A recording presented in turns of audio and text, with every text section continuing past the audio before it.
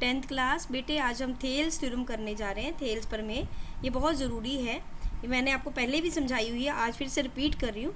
यदि किसी त्रिभुज की एक भुजा के समांतर, यदि किसी त्रिभुज, ये जैसे एक त्रिभुज बनाया हमने ABC, इसकी एक भुजा के समांतर BC भुजा, उसके समांतर कौन सी है DE समांतर, अन्य दो भुजाओं को भिन्न भिन्न, अन्य दो भुजाएं कौन कौन सी होगी AB और AC, इन दोनों को भिन्न भिन्न बिंदुओं पर प्रतिषेध में काटने करने के लिए एक रेखा खींची जाए। मतलब एक त्रिभुज में एक भुजा जो है BC, उसके समांतर क्या भुजा खींची हमने DE, और वो कहता है बाकी अन्य दो भुजाओं को भिन्न भिन्न बिंदुओं पर मीन्स D और E बिंदुओं पर प्रतिषेध करने के लिए, प्रतिषेध में काटने के लिए एक रेखा खींची जाए। वो कौन सी रेखा खींची हमने DE। तो ये अन्य दो भुजाएं एक ही अनुपात में विभाजित हो जाती हैं। मतलब ये जो दो भुजाएं हैं बराबर अनुपात में विभाजित होती हैं। मतलब हमारे पास क्या है AD बटा DB, अनुपात बटा होता है ना, AD बटा DB बराबर AE बटा EC। बेटे ये थ्योरम हम पहले भी कर चुके हैं, दोबारा करवा रही हूँ आप लोगों को।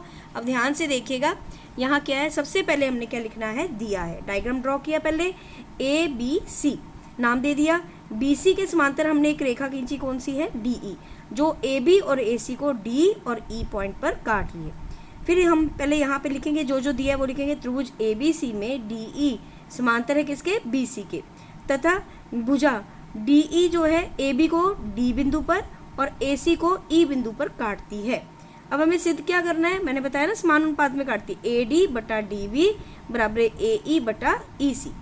तो ये हमें सिद्ध करना है। हमने रचना करी खुद से, बिंदु ये जैसे ना B को हमने E से मिला दिया और C को किससे मिला दिया, D से मिला दिया, और लंब खींचे हैं, DM लंब खींचा है AC पे और EN लंब खींचा है AB पर। ये बेटा हमने जो जो चीज़ें करी थी, दिया था वो लिख लिया, जो सिद्ध करना वो लिख लिया, जो रचना हमने करी है वो लिख लिया। और ये थ्योरम जो है हमारे यूज़ हुए है, जो 6.2 एक्सरसाइज है उसमें यूज़ हुई है। ऐसे ही है कि उसमें क्या था कि जो अगर दो भुजाएं समांतर हैं और वो काट रही हैं तो क्या होगा, समान अनुपात में उसको विभाजित हो जाती हैं।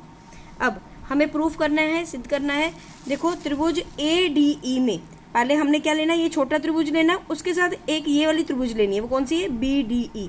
एक बार BDE लेंगे, इसके साथ दूसरी बार CDE, मतलब इस त्रिभुज के साथ एक बार ये वाली लेंगे, दूसरी बार ये वाली लेंगे। पहले इन दोनों को लिया, त्रिभुज ADE तथा त्रिभुज कौन सी है BDE में।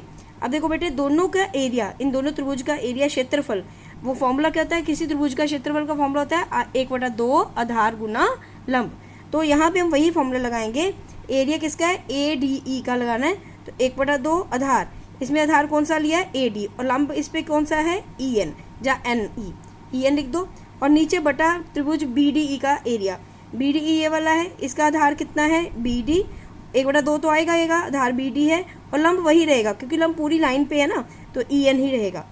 1/2 AD गुना EN बटा 1/2 BD गुना EN।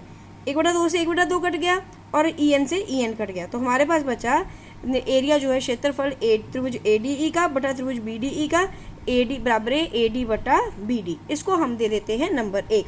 अब मैंने आपको बताया था पहले हमने इन दोनों को लिया, अब इसको और इसको लेना है। मतलब त्रिभुज ADE और कौन सी है CDE, इन दोनों में देखो बेटे, इसका जब एरिया क्षेत्रफल निकालेंगे तो क्या होगा, 1/2 आधार कौन सा लेंगे, अब इस साइड AE, और लंब कितना है DM, और इसी तरह से नीचे वाले जब CDE में लेंगे 1/2 आधार कितना है EC, और लंब कितना है वही रहेगा DM।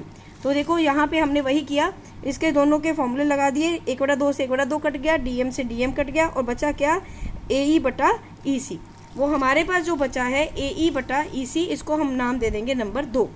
अब देखो बेटे दोनों त्रिभुज जो हैं, त्रिभुज कौन कौन से BDE और CDE, ये दोनों एक ही आधार पर, आधार कौन सा है DE, एक ही आधार है ना इन दोनों का, एक ही धार DE पर बनी है, और दो समांतर रेखाएं, कौन कौन सी समांतर रेखाएं हैं DE और BC, इन पर बनी हुई हैं। ठीक है, ये हमने 9th क्लास में करी थी थ्योरम कि दो जो हैं सेम आधार पर बनी है और उनका समांतर रेखाओं के बीच में बनी हुई है, तो इन दोनों का क्षेत्रफल क्या होता है, बराबर होता है। मतलब एरिया त्रिभुज BDE का और एरिया त्रिभुज CD का बराबर होगा। तो अब हम नंबर 2 में यहाँ पे जो CDE का एरिया था ना, तो क्षेत्रफल, उसकी जगह पे क्या लिख देंगे, त्रिभुज BDE, CDE की जगह पे BDE लिख देंगे, बाकी सारा सेम। इसको हमने दे दिया नंबर 3। अब देखिए यहाँ पे नंबर 1 में हमारे पास था त्रिभुज, ये सेम देखो A था, AD बटा BD के बराबर। और नंबर 3 में भी सेम है, देखो दोनों की जो लेफ्ट हैंड साइड है, लेफ्ट हैंड साइड दोनों की सेम है, ये देखो बिल्कुल सेम, लेफ्ट हैंड साइड बराबर है तो राइट साइड भी बराबर होंगी। AD बटा BD किसके बराबर होगा, AE बटा EC के। तो बस यही हमें सिद्ध करना था। बस आपको मैंने एक फॉर्मूला भी बता दिया इसमें, त्रिभुज का क्षेत्रफल किसके बराबर होता है, 1/2 आधार गुना लंब। अब बेटा ये याद रखना है, 6.2 में हमने यही थ्योरम अप्लाई की थी कि क्वेश्चन में क्या था, अगर किसी त्रिभुज में एक भुजा के समांतर जो रेखा खींची जाए तो वो बराबर अनुपात में विभाजित हो जाती हैं। थैंक यू बेटा।